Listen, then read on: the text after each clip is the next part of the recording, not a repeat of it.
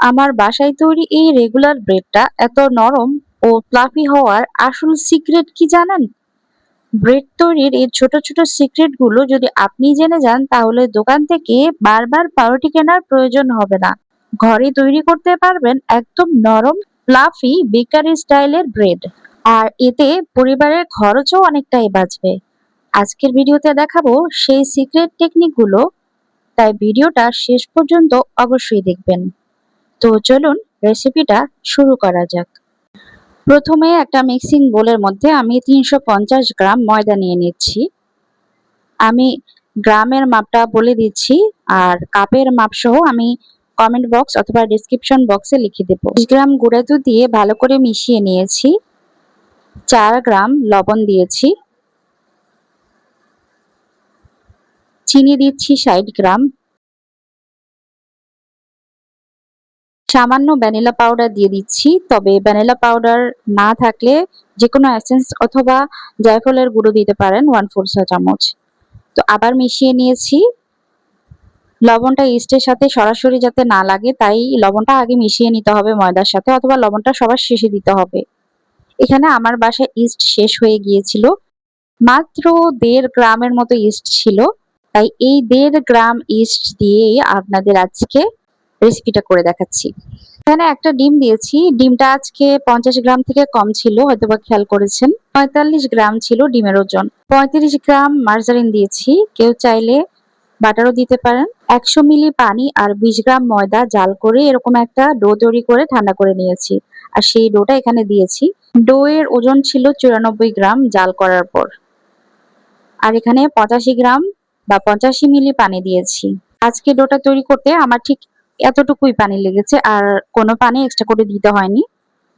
আর দেখেন ডোটা একদম নরম হয়েছে, অনেক বেশি নরমও না, তবে হাতে লেগে আসছে এরকম নরম। তো এটা আমি মেশিন দিয়ে আজকে মথে নিয়েছি। হাত দিয়ে করলে একটু সময়টা বেশি লাগে, মেশিন দিয়ে করলে দ্রুত হয়ে যায় কাজটা। অনেকে প্রশ্ন করেন ডোটা কাটার উপর উঠে যায়, তো এটা কেন হয় এটা নিয়ে একটা ভিডিও নিয়ে আসার চেষ্টা করব ইনশাল্লাহ খুব দ্রুত। আপনারা সাথে থাকবেন। তারপরেও আমি ছোট করে বলছি, আসলে মেশিনের কাটার উপর উঠে যায় একটাই কারণ, ডোটা রেস্ট দিয়ে ফেলেন। ডোয়ের ভেতর বাতাস ঢুকে গেলে তখন মানে বাতাস বা গ্যাস উৎপন্ন হতে শুরু করলে তখন কিন্তু এরকম কাটার উপর উঠে আসে।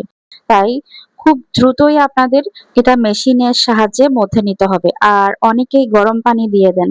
গরম পানি দিলে খুব দ্রুত ইস্ট কাজ করা শুরু করে। এই গাজন প্রক্রিয়াটাকে ধীরগতি করার জন্যই মূলত ঠান্ডা বা বরফ পানিটা দেওয়ার জন্য বলি। তো যারা মেশিনে করবেন তারা অবশ্যই বরফ পানি দিয়ে এই ডোটা তৈরি করবেন। আর ডোতে পানি দেওয়ার সাথে সাথেই কিন্তু মেশিনে কাজ করা শুরু করবেন। পরে রেস্ট দিয়ে কিছুক্ষণ বা 5 মিনিটও রেস্ট দেওয়া যাবে না। খুব দ্রুতই মেশিন দিয়ে কাজ করা শুরু করতে হবে। তাহলে আর মেশিনের কাঁটার উপর উঠে আসবে না। কথা বলতে বলতে আমি কিন্তু ব্রেডটার শেপ দিয়ে নিয়েছি একবার। তো এখন আমি আরেকবার শেপটা দিয়ে নেব। প্রথমে এভাবে করে দিয়ে 2 বার করে সিল করলে তাহলে এটা অনেক বেশি লেয়ারি হয় পাউরুটিটা। তো আপনারা শুধু একবার করলেও হবে, এতবার করা লাগবে না। আমি 2 বার ফোল্ড করি। ডোটাকে উইন্ডো প্যান টেস্ট পাস করানো অনেক বেশি জরুরি, নয়তো ডোটা বা ব্রেডটা তৈরির পর একটু শক্ত হবে, পরের দিন নরম থাকবে না, শক্ত হয়ে যাবে। তাই অনেক সময় ধরে মথে নিতে হবে। আগের বেকারি গুলোতে যখন মেশিন ছিল না তখন কিন্তু পায়ে পলিথিন বেঁধে হলেও কিন্তু তারা এটা মথে নিত অনেক কষ্ট করে। এর কারণ কি? এত কষ্ট করে পা দিয়ে মথার কারণ কি? এর কারণ হচ্ছে আসলে এটা এতই মথতে হতো, আর মথতে তাদের অনেক কষ্ট হতো। তাই তারা পায়ের সাহায্যে এটা মথতো।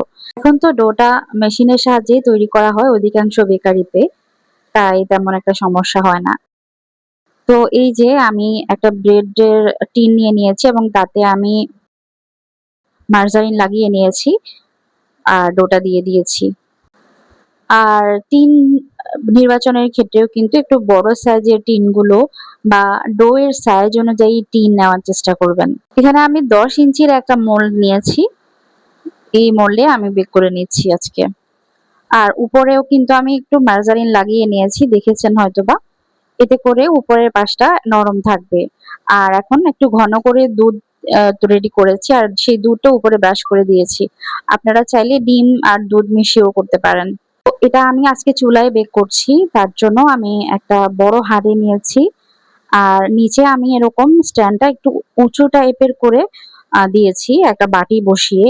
এতে করে হাঁড়ির উপরের ঢাকনার সাথেও যখন এটা ফুলে উঠবে তখন ঢাকনার সাথেও লাগবে না। আবার নিচ থেকেও বেশি পুড়ে যাবে না। ঠিক এভাবে করেই দিতে হবে টিনটা। চুলার জালটা একেবারে লো হিটে রাখবো না। লো হিট থেকে একটু বাড়িয়ে দেব।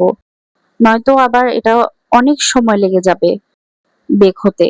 তো এটা আমি প্রায় ১ ঘন্টা ১০ মিনিট পর এসে চেক করছি।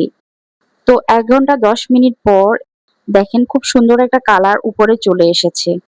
আর উপরের পাশটাও কিন্তু একদম নরম আছে। তো এখন আমি কি করব, চুলায় বেক করলে এই বিষয়গুলো খেয়াল রাখবেন। কারণ চুলার তো চারপাশ থেকে আগুন আসলে লাগে না, তাপটা লাগে না। তাই আমি এখন এটা একটু উপর করে দেব। আর আজকে আপনাদের সাথে শেয়ার করব কিভাবে বুঝবেন যে পাউরুটি ভেতরে কাঁচা নেই। পাউরুটিটাকে এভাবে করে উল্টে নেবেন। আর উল্টে নিয়ে একটু সাবধানতার সাথে হাত যেন পুড়ে না যায়। নিচে এবং চারপাশে একটু টোকা দিয়ে দেখবেন। যদি দেখেন যে না, এটা টিনের মানে টিনের গা থেকে ব্রেডটা ছেড়ে দিয়েছে, তাহলে বুঝবেন যে এটা হয়ে গেছে।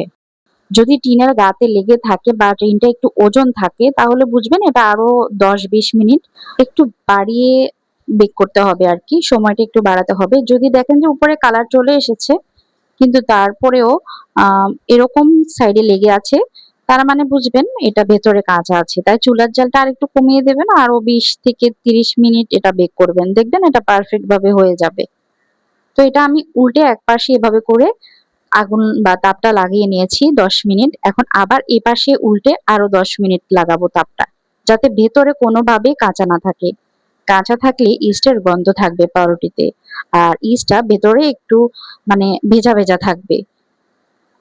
তো এটা আমি এপাশেও ১০ মিনিট করে বেক করে নিয়েছি। মোট এটা আমার ১ ঘন্টা ৩০ মিনিট সময় লেগেছে। এই যে দেখেন এটা কিন্তু খেয়াল করে দেখুন আমার কিন্তু এই ব্রেডটা টিনের গা থেকে আলাদা হয়ে গেছে এখনই।